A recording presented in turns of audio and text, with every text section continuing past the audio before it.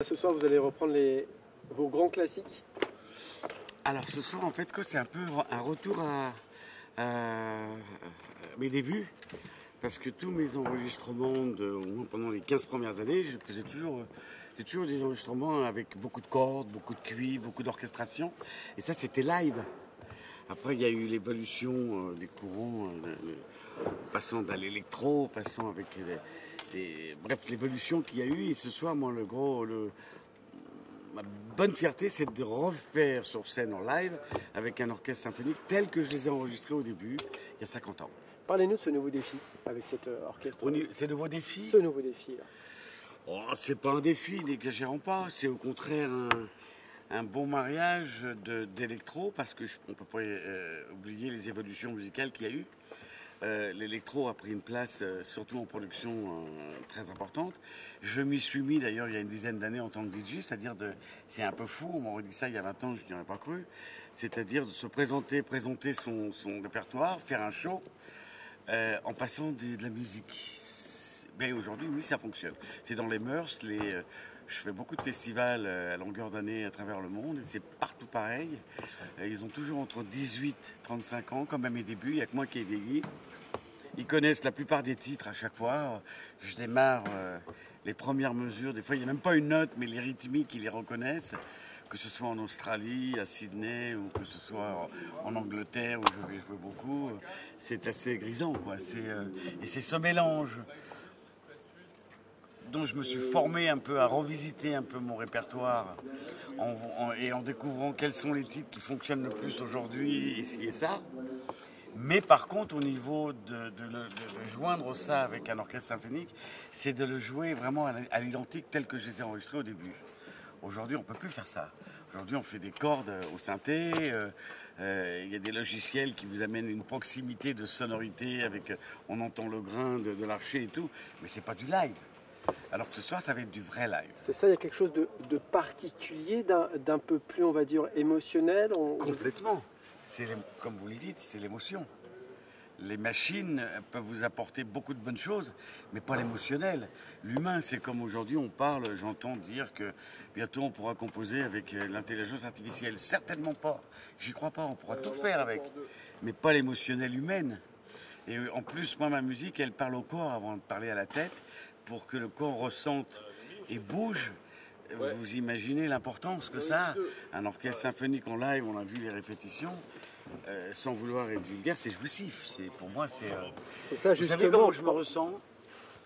J'ai l'impression d'être comme un gosse, vous savez, le 25 décembre, le lendemain où le Père Noël est passé, le matin, il fonce à l'arbre, ouvrir tous les paquets. Cette émotion-là, je vous assure, sans en rajouter trop, émotionnellement, c'est très fort pour moi. Je suis très heureux, très fier.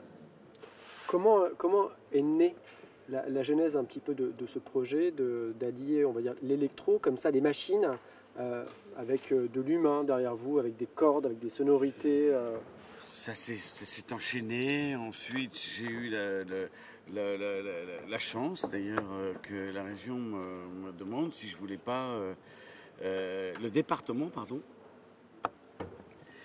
me propose si je voulais pas être la quatrième personnalité qu'ils ont eu dans un concept. Donc ils ont fait l'adaptation du répertoire de David Bowie en symphonique, de Prince, d'Aznavour.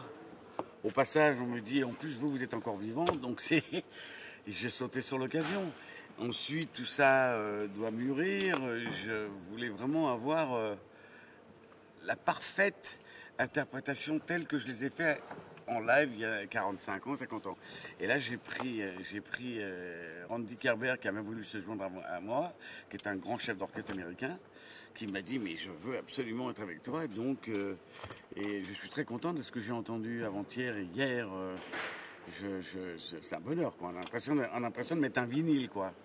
Il y a une osmose immédiate où ça demandait beaucoup de travail, comme d'habituer un petit peu votre oreille à cette sonorité classique de 40 personnes derrière vous. J'ai eu la chance d'avoir un enthousiasme immédiat.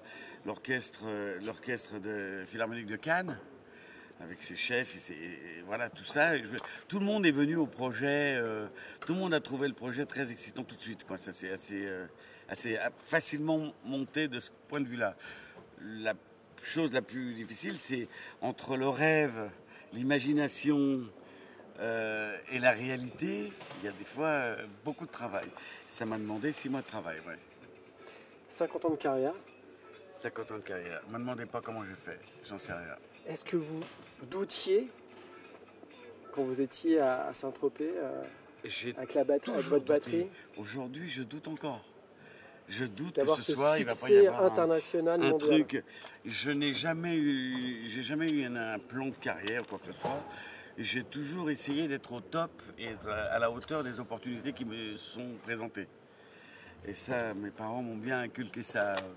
Et quand j'ai eu la chance, il y a 50 ans maintenant, qu'Eddie Barclay me remarque et me trouve... À Saint-Tropez? À Saint-Tropez, Pas très loin. en faisant la manche et sur le batterie sur le port. Bah, quand vous avez des personnalités comme ça qui vous remarquent, qui ont envie de venir avec vous pour vous aider, bah, il faut être à la hauteur, quoi. Je ne veux pas laisser passer cette chance. Quand on m'a proposé de faire cet orchestre symphonique qui est avec l'électro dans mon style musical, on ne peut pas passer à côté de ça. Mais ça ne veut pas dire que ça y est, c'est fait. Il faut être à la hauteur. Donc c'est en m'associant avec des Randy Kerber, par exemple, et d'autres, qu'on essaie d'être à la hauteur. Là, vous partez sur une tournée mondiale? Qui n'était pas prévue. Évidemment, dans l'écho, comme je fais beaucoup de concerts, vraiment, j'aurais passé ma vie sur scène, l'écho a été que c'est génial, est-ce qu'il ne veut pas venir à Melbourne, est-ce qu'il ne veut pas venir à Sydney, est-ce qu'il ne veut pas venir à Londres?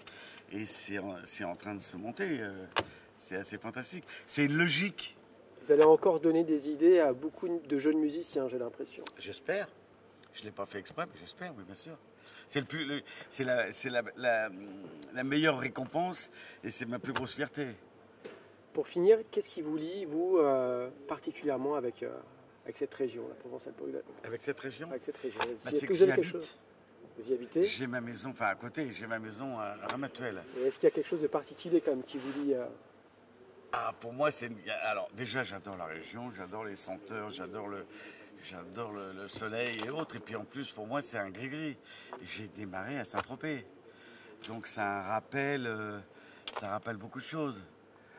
J'ai d'ailleurs dit à ma famille, le jour où je m'en irai, mettez-moi au cimetière de Saint-Tropez, les pieds au soleil, parce que ma vie, elle est ici, quoi. Elle est dans le sud. Sur une autre note, qu'est-ce que vous pouvez conseiller à un jeune musicien, voilà, pour réussir? Qu'est-ce qui est trois conseils? Je ne pourrais lui donner que ma formule. C'est de jouir des moments présents et de faire en sorte d'être au meilleur de soi-même. C'est un plaisir, quoi. C'est pas un travail. Le matin, quand je vais en studio, je vais pas dire, je vais pas travailler. Bon, allez, ça y est. Aujourd'hui, je vais jouer, je dois faire ça. Donc, j'ai passé ma vie dans un arbre hors de la vie. De temps en temps, je descends parce qu'il y a des lucidités dont on ne peut pas passer à côté. Je remonte dans mon arbre très très vite parce que je pense que j'ai passé mes 50 ans dans une bulle un peu à part, avec des périodes où on vous prend pour un peu un trop décalé, un dépassé, quoi que ce soit. Moi, j'ai choisi mon chemin, et avec les périodes qui sont plus ou moins reconnaissantes.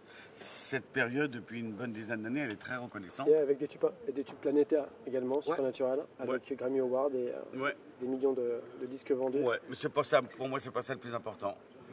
Pour moi, le plus important, c'est ce soir d'avoir 6000 personnes qui vont faire un voyage avec moi pendant 1h30, avec la banane, danser.